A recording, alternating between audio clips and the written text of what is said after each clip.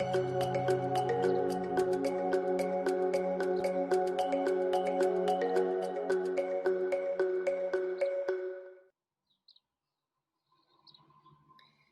afternoon. We welcome you, and in this session of the fifth Economic Forum of Delphi Economic Forum, and we are very happy to have with us to have a discussion about global trade, the Deputy Director General of the World Trade Organization, Ambassador Alan Wolff. I want you to welcome you to the fifth Delphi Economic Forum. Unfortunately, as we said before, we could not be able, due to the pandemic, to be in Delphi, but we hope that we will be next year, next March, when everything will be hopefully behind us.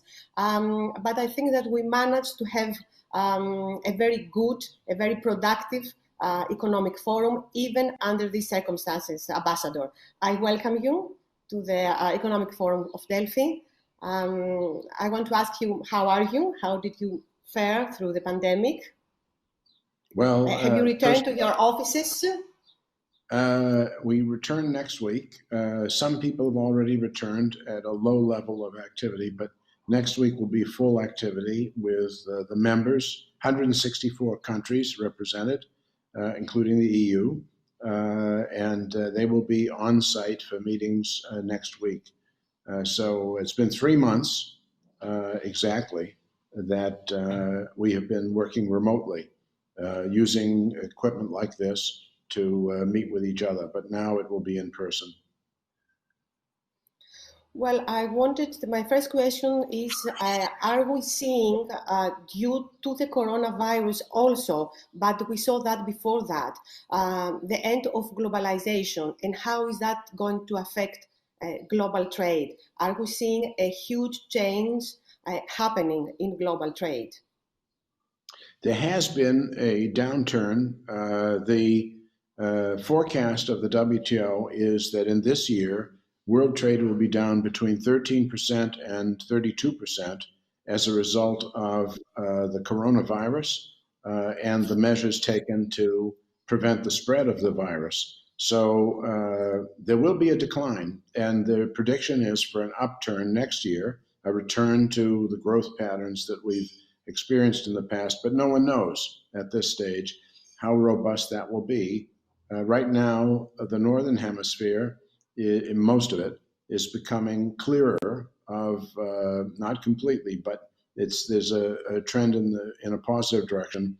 But as the WHO, the World Health Organization, said yesterday or the day before, the global pandemic is growing because the Southern Hemisphere is now experiencing some of the most rapid growth.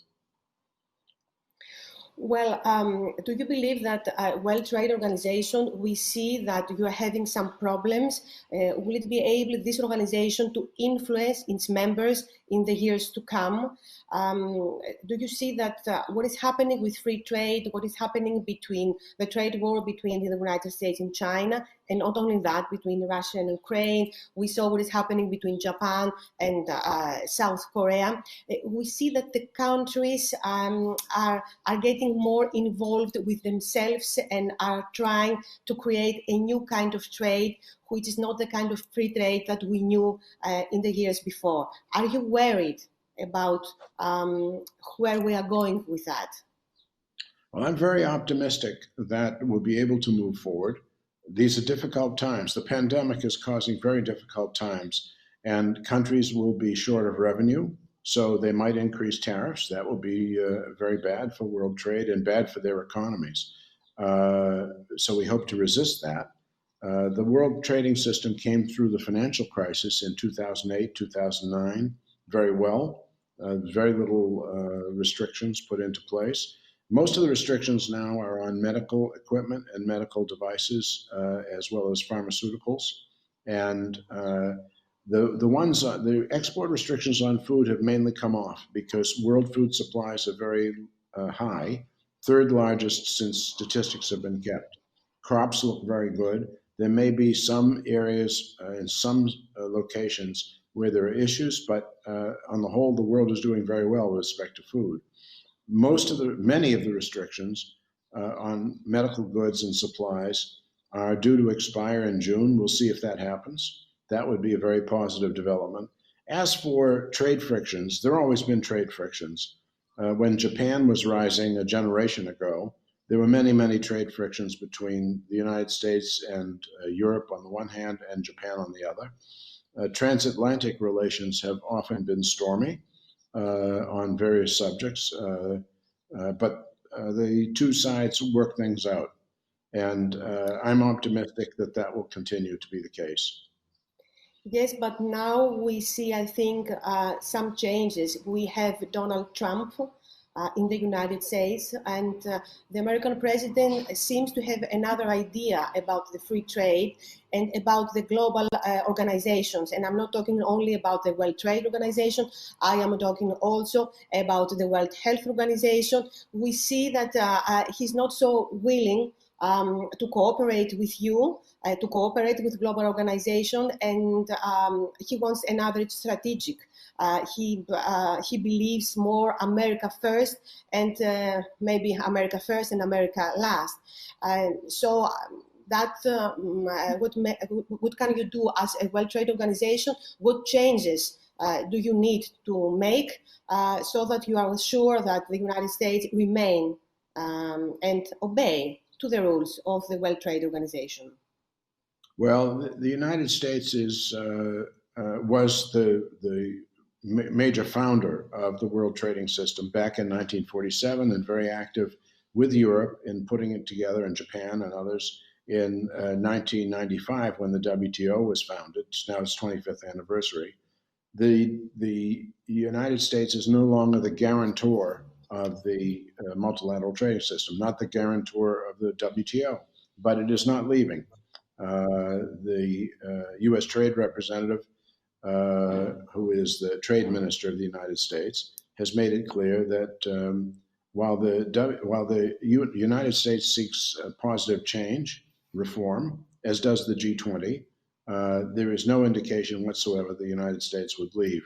So, is there criticism? There is criticism. Can there be positive change? There is a lot of effort going forward in that direction. For example, negotiations on the digital economy, e-commerce, they're proceeding very well. The negotiations on helping small and medium enterprises, the negotiations on domestic services, domestic regulation of services, taking into account how to get women to be more, receive more benefits from the world trading system. There's a lot of positives that are taking place. Is it easy for 164 nations to collaborate? No, but they have something very valuable in the multilateral trading system, and I think they want to support it and improve it. Well, do you see that the global supply chains will be rethought, and is it time to consider change and how we can change that? I believe that there will be attempts at onshoring or reshoring, bringing domestic manufacture back.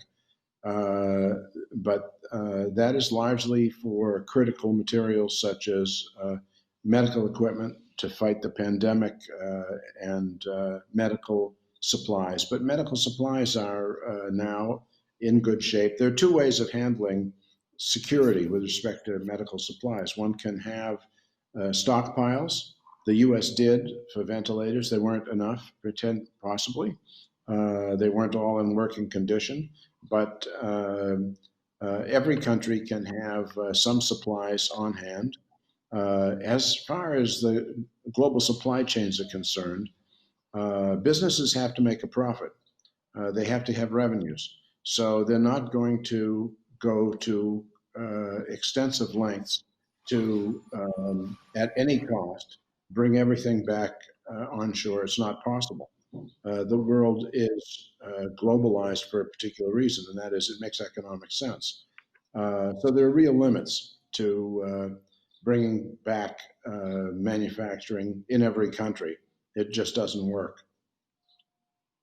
Well, we have seen that Washington is blaming and the World Trade Organization and the World Health Organization on that you favor China. How do you answer to that? Well, it doesn't favor China. There are issues that the United States and the European Union and Japan have raised very publicly, so they're well known, about government intervention in the marketplace. That's not exclusively what happens in China. There is government intervention increasingly in the areas of the medical supplies we saw recently. So state intervention is an issue. Uh, Industrial subsidies are an issue. Again, that's not solely a China issue, but it is a China issue as well. Uh, and transparency, notifications, uh, being clear on what is going on. The fact is, the WTO, the multilateral trading system, is about letting market forces determine competitive outcomes. If they do not, if market forces, if your price, quality, availability, service don't make the difference in a sale, and the tariff doesn't either, then the system doesn't work. So there'll be a close look at not just China but others to try to resolve areas where the market is not operating efficiently and correctly. Well, we see that the European Union, Europe, is feeling lonely. Is feeling lonely, and in the security issues and in geostrategic politics, but also in the trade system. And Europeans are seeking all the more to have strategic autonomy. Do you think that that is something that the European Union can succeed in having strategic autonomy and in the trading system? Well, first of all, Europe should not feel at all ill at ease. It's the world's largest trading bloc. It's far larger than the United States or China or any of the other players. Secondly, no region, no country can go it alone. It can't produce everything, and it won't. It needs foreign markets. The growth in the future is in Asia and Africa in terms of the population and in terms of where markets will be. So Europe can't build a wall around itself.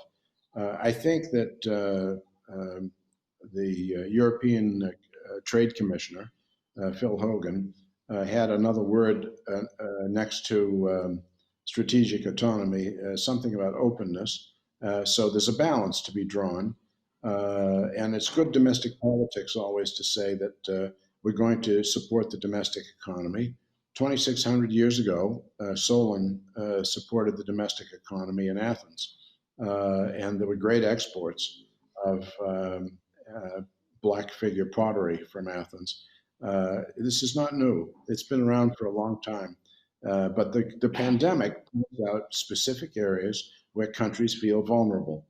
And they didn't have enough masks. They didn't have enough gowns. But there are ways to deal with that. Diversification of supplies is going to take that will take place. Major countries are going to look at where do we get this stuff. Actually, all countries are going to look at where's the supply coming from. Are we just depending on one country, or just two countries, or do we have to have something at home? That debate is going to continue.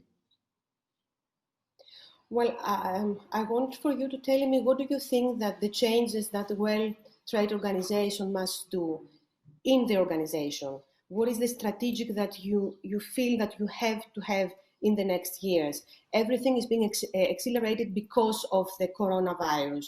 And what do you think must be the next step for the World Trade Organization so that it will become more relevant and exert more influence than it has right now? You are in the middle of electing and your new general director, if I am correct. I think that we need to have an audit, a look at substantively at where are the rules working and where aren't they working. Where they're working, we should preserve and enhance them. Where they're not working, we should repair whatever is wrong or fill in any gaps. Is the world based on non-discrimination, or has it become more discriminatory? Do countries have the same level of obligations compared with their capacity? The Do we have obstacles in improving the rules? How does the consensus system work? Consensus is not meant to be unanimity. So how do we move forward? Are the rules frozen, or can they evolve? Every country needs a system of laws that can change with the times. Are we using the secretariat, which is the staff, as effectively as we could? How do we govern the organization? There's no board of directors. There's no board of governors. Do the members have sufficient means of control? What are the divisions? You pointed to one set of divisions, or several. U.S.-China is one. Europe, the transatlantic disputes is another. How do we deal with those? So do we have enough common ground? And I think we do, but we have to rediscover it. And there has to be a balance between trade liberalization and distributional effects, meaning that those who are not benefiting as fully as they should must be taken care of. And that's a domestic issue, but it can also be something that is enhanced through international rules. And are you optimistic, Ambassador? Are you optimistic that the World Trade Organization is going to be able to make this kind of changes? Because these are huge changes, and you need to make them very fast, I gather, because time is not waiting. Things are happening very, very fast, and COVID is not going to go away anytime soon. I am very optimistic. That doesn't mean we won't have some difficulties, some challenges in the near term, but countries are rallying. The member countries are rallying. The Canadians put in a proposal on how to deal with agricultural trade that has gotten the support of Europe, it's gotten the support of the United States. 49 countries, initially at least, signed on. Korea has put a proposal on the table for keeping markets open in this period.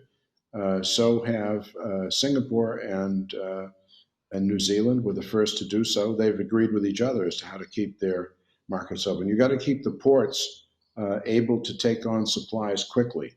You have to make sure that standards don't get in the way of conforming shipments. So there has to be, with new technologies, there are new ways of smoothing the way for trade. And the countries are coming to grips with this in a very proactive way, the member countries. So I'm optimistic.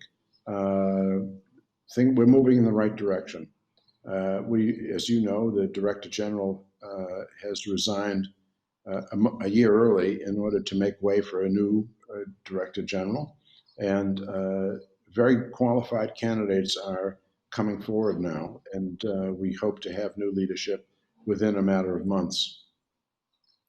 Do you think that it plays a huge role who will lead World Trade Organization?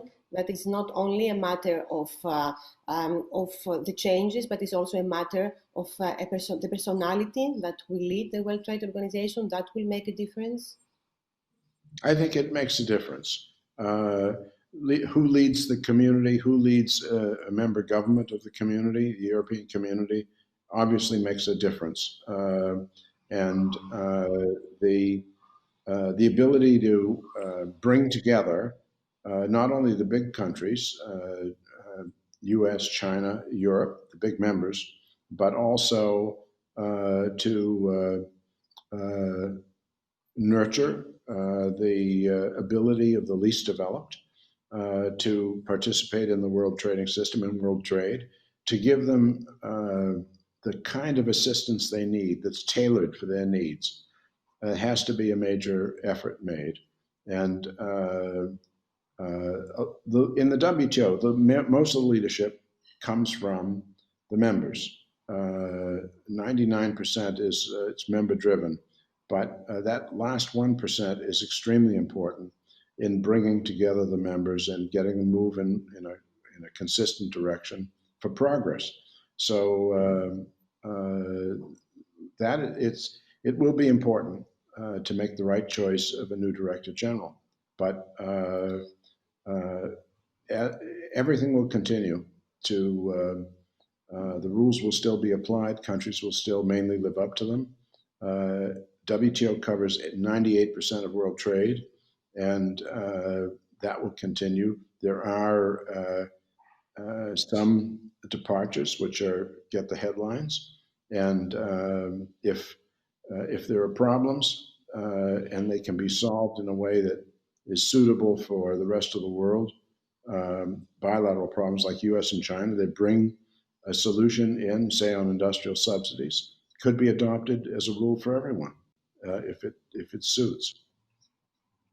Well, we have only 3-4 minutes left, but I wanted to ask you about Brexit. United Kingdom is leaving EU.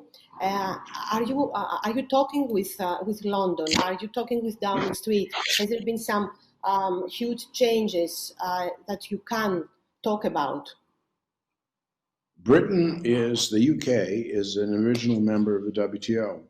So it had to do some negotiations with respect to a few issues like government procurement and agricultural quotas that had to be reallocated that had been part of the European Union. But it's very smooth. It worked very smoothly. We've been very much in touch with both the EU and London. I testified last Friday before the House of Commons International Trade Committee. Britain now has its own voice again after 40, whatever it is, 42, 43 years. And it was a strong voice beforehand. The British and the United States really created the current system. So there's a heritage there that they can call upon. And I think they'll be active in the future. Right now, the main issue is bilateral between the EU and to finish Brexit, the EU and London.